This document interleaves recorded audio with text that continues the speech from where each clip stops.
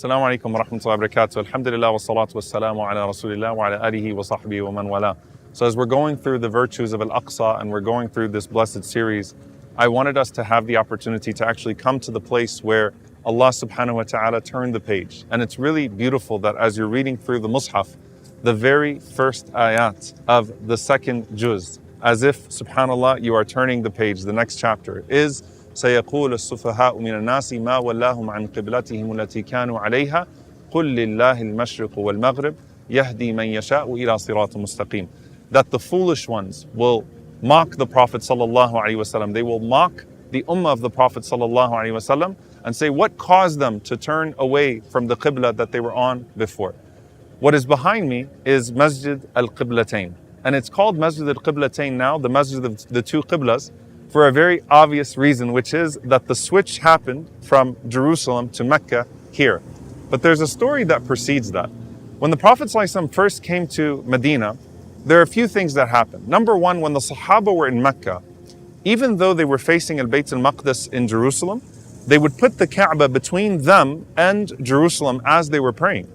And so now as they are in al-Madinah, the Kaaba is no longer between them and Jerusalem. They are facing Jerusalem exclusively. And that comes with all sorts of emotional challenges, psychological challenges, spiritual challenges, that their backs are essentially turned towards Mecca. And you can see this when you come inside the masjid, that as you pray towards Jerusalem here, your back is literally towards Mecca. And so this further alienated them from, especially the Muhajirin, from the place that they had just left. But there's also a second thing, that why was there a masjid here in the first place?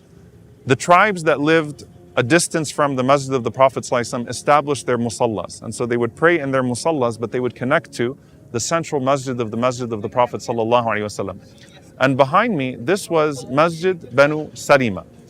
Banu Salima is a famous tribe. It's the tribe of Jabir ibn Abdullah radiyallahu ta'ala anhuma, whose father, Abdullah ibn Amr ibn Haram, was a famous shaheed of the battle of Uhud, who the Prophet ﷺ said Allah spoke to directly when he was martyred radiyallahu ta'ala anhu.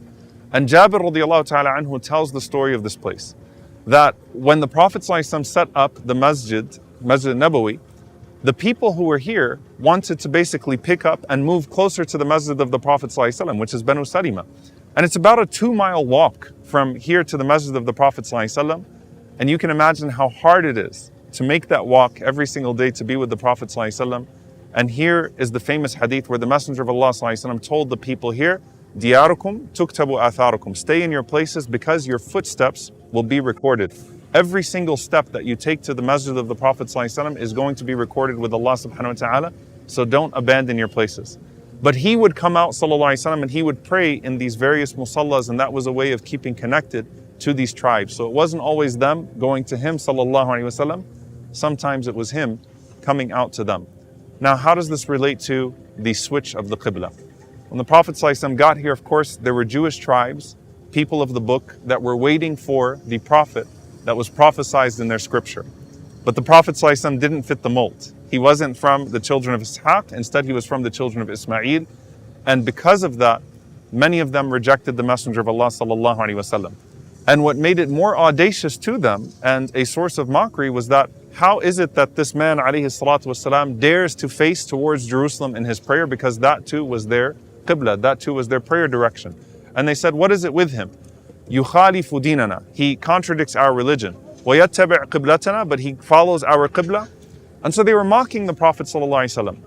And herein Mujahid rahimahullah mentions that the sentiment that the companions of the Messenger of Allah had of missing Mecca and missing the Kaaba, as well as being mocked for facing Jerusalem as if it wasn't there, comes together in this moment where the Prophet ﷺ says to Jibreel alayhi salam, Ya Jibreel, would Allah subhanahu wa ta'ala allow us to face towards Mecca? He was missing the Qibla to Abi Ibrahim, the Qibla that was built by his father Ibrahim alayhi salam. And Jibreel alayhi salam says to the Prophet ﷺ, Innama ana abdun mithluk. Look, I am just a slave of Allah just like you. And you are abdun kareem. You are a noble slave of Allah subhanahu wa ta'ala. You have a makan, you have a place with Allah subhanahu wa ta'ala. So go ahead and ask Allah subhanahu wa ta'ala and see what happens. And this is where the ayah comes. قَدْ نَرَى تَقَلُّبَ وَجْهِكَ فِي السَّمَاءِ فَلَنُوَلِّيَنَّكَ قِبْلَةً تَرْضَاهَا فَوَلِّ وَجْهَكَ شطر المسجد الحرام. Allah subhanahu wa ta'ala says that we see you looking towards the heavens. And the Prophet ﷺ was looking towards the heavens, waiting for an answer to his request to face towards Masjid al-Haram in Mecca. And Allah subhanahu wa ta'ala sent Jibreel alayhi salam to switch the Qibla of the Muslims towards Mecca. As Anas ibn Malik radiallahu anhu says, this was about 16 or 17 months into the hijrah of the Prophet ﷺ. How does it happen and what makes this masjid so special? So in the masjid of the Prophet ﷺ, if you look at the initial construction, it was facing towards Jerusalem. So facing towards Jerusalem from Medina is not different. If you look at the original construction of Masjid Quba, they were facing towards Al-Masjid al-Aqsa. But here in Masjid al-Qiblatayn is the only place that the Prophet ﷺ prayed towards both Qiblas in a single Salah. It was Salatul Dhuhr or Salatul Asr that the Prophet ﷺ was leading the companions here. And the switch came in the middle of the Salah. And so the Prophet ﷺ turned towards Al-Masjid al-Haram, and it is literally in the opposite direction. And as the scholars mentioned, the Prophet ﷺ and the men switched with the women, and the Qibla entirely switched within that single Salah. And so afterwards, the message started to go out. The messengers went to Masjid Quba. They went to the Masjid of the Prophet ﷺ to say, we swear by Allah that we saw the Prophet ﷺ praying towards a different Qibla, a new chapter. Literally the first page of the second chapter of the Quran for the Muslims. And when this happens, as the Qibla starts to change towards Mecca, the same people of the book that initially mocked the Prophet ﷺ for facing towards Al-Masjid al-Aqsa, they came to the Prophet ﷺ and they were grieved as the Prophet ﷺ was no longer facing their Qibla, and so they didn't have that claim over him anymore. And some of them even said to the Prophet ﷺ, if you face back towards Jerusalem, then maybe we will follow you. But Allah subhanahu wa ta'ala had made permanent the place of the first Qibla, and now the place of Masjid al-Haram as well. We have not lost the spiritual significance of Jerusalem, of al-Bayt al-Maqdis, but at the same time, we face towards what Allah subhanahu wa ta'ala commanded us, which is al-Masjid al-Haram. And it is upon us to follow the command of Allah subhanahu wa ta'ala as He has given to us. And Allah subhanahu wa ta'ala says, وَمَا جَعَلْنَا الْقِبْلَةَ الَّتِي كُنْتَ عَلَيْهَا إِلَّا لِنَعْلَمَ مَنْ يَتَّبِعُ الرَّسُولِ مِمَّنْ يَنْقَلِبُ عَلَىٰ عَاقِبَيْهِ. That we did not assign this first Qibla of Jerusalem except as a test. Because al-Masjid al-Haram is greater than Masjid al-Aqsa. It's greater than the Masjid of the Prophet ﷺ. We assigned it as a test to see who would indeed follow the Messenger of Allah, who would indeed follow the scripture, who would indeed follow the command of Allah subhanahu wa ta'ala. Because where Allah tells you to face, you face. What Allah tells you to follow, you follow. And just like those companions didn't ask questions, when the Prophet ﷺ turned around and he faced the different Qibla, they all turned around. Sami'na wa ata'na, we hear and we obey. That was the message that was given to the people of the book. That was the message given to anyone who claims to be ready to follow the instructions of the Prophet of Allah, who claims to be ready to follow the scripture as it has been given. And so facing Al-Aqsa was a test, facing Al-Aqsa was a virtue, and Allah combined for the Prophet ﷺ al-Qiblatayn as a sign that he is the Prophet to Bani Ismail, and he is the Prophet to Bani Israel, and he is the Prophet to Bani Adam as a whole. And that Allah subhanahu wa ta'ala has given the Messenger of Allah sallallahu alayhi wasallam all of those things together, and by virtue of that, a place in the hearts of the Ummah of Muhammad sallallahu alayhi wasallam. But one more question remains. What about all those people who never got to pray towards Mecca? What about all those people who never got to pray towards Masjid al-Haram? The Sahaba wondered what was the state of their Salah.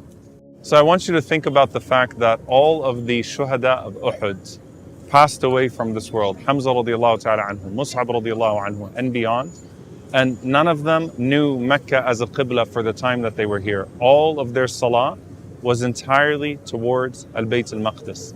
And so some of the companions came to the Prophet ﷺ and they said, Ya Rasulullah, what about Ikhwanna alladhina matu qabla tahawul al-Qibla? What about those people that died, our brothers who died before the Qibla was changed and all of their Salah was towards Bayt al-Maqdis? Was all of their prayer in vain? And that's why Allah subhanahu wa ta'ala revealed, وَمَا كَانَ اللَّهُ لِيُضِيعَ إِيمَانَكُمْ إِنَّ اللَّهَ بِالنَّاسِ لَرَؤُوفٌ رَحِيمٌ. Allah will not let your faith go to waste, i.e. your Salah. Your Salah has not gone to waste. O Hamza, the great Shaheed, Mus'ab, the great Shaheed, all of their prayers were towards al-Bayt al-Maqdis, but the same Lord was being prayed to, whether they were facing al-Bayt al-Maqdis or they were facing Mecca after that change. Allah subhanahu wa ta'ala will not lose our faith. Allah will not lose our efforts. May Allah accept our efforts for al-Bayt al-Maqdis, and may Allah subhanahu wa ta'ala turn our hearts towards Him and bring us near to Him and allow us to be neighbors of our beloved Prophet ﷺ, fil firdaus al-a'la, with all of the prophets that came before, with the martyrs, with the siddiqeen and the salihin. Allahumma ameen. Jazakumullahu khairan wa assalamu alaikum wa rahmatullahi wa barakatuh.